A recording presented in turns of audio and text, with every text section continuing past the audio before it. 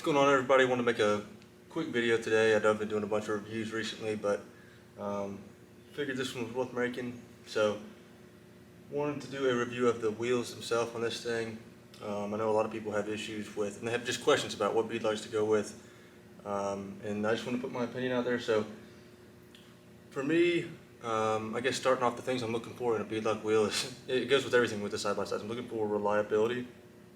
A lot of issues people have with wheels is they're constantly having to, or beadlocks specifically, they'll leak. And I think that's typically due to not installing them correctly. Bead sealer is one thing I certainly would recommend. But I really think all beadlocks are fairly similar. They all act the same way, and little imperfections in the build quality could potentially cause leaks, and then improper installation certainly could. But I think, I don't know that it matters necessarily whether you go with a cheap beadlock, an expensive beadlock. In this case, I would say this is on the cheaper end. But I've had really good luck with these, and this is my second set. So I want to make a review quickly. So here they are. I went with the polished STI Beadlocks. I ordered them from KJ Motorsports, and outstanding. Those guys are great. Very quick turnaround. But when I decided to purchase these, this was one of the main things I wanted to do. They had just come out with the Maxxis for the side-by-sides, and growing up rock crawling and things like that, I had always wanted a set of them for the side-by-sides. So when they came out, I had to pick a wheel, and I wanted to go with polished. It's just what I like now. I wanted some blinging wheels, and I thought these, granted they're dirty right now, they kind of fit that description, but maybe 1,500, 2,000 miles ago I put these things on.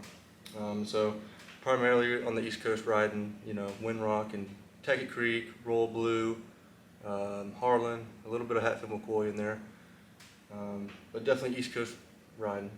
So I went with these, mounted them up. One thing I will say is I used bead sealer on them, a decent amount too. But I went ahead and slid them on, bead sealer, and one thing you have to make sure that you do when you're installing beadlocks is that you want to, finger tight all the bolts, but you want to do it in such a way, and I say finger tight, you're really not going to be able to do that, but you want to bounce back and forth. So I'm going to put this one in and this one in here.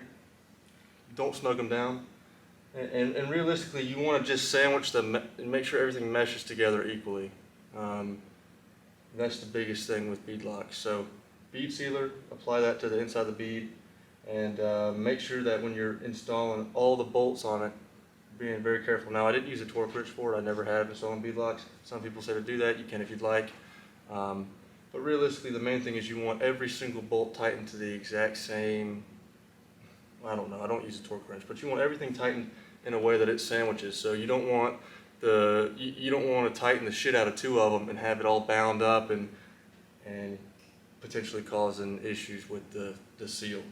But bounce back and forth every single one and just gradually tighten it in. And like I say, I'm doing that with the whole thing. You want everything to come together at the same, the same rate. Everything needs to sandwich together perfectly. But these, for me, 1,500, almost 2,000 miles on these wheels. I haven't put air in them once. I've even been out at Durhamtown with these things, and I have like 4 pounds in the tires, running 80 miles an hour on the GP track. And all my buddies say the tires are just completely rolled over. I wish I had videos of it. I'll get it at some point if this bug doesn't leave me alone. I mean, what the fuck? But yeah, they've done really well. Like I say, run a lot of hard trails with these things. They've been beat up a little bit. I'm not scared to damage them, but overall, the main things for me you're looking for in a wheel, there's not a whole lot to it. You want them to hold air, and you don't want them to fall apart, and that's what I've gotten with these STIs. I think I bought them for $150 a piece. Between COVID and all the BS going on in the world, I think they're about $200 a piece now. But overall, really happy with them, and I certainly would recommend them.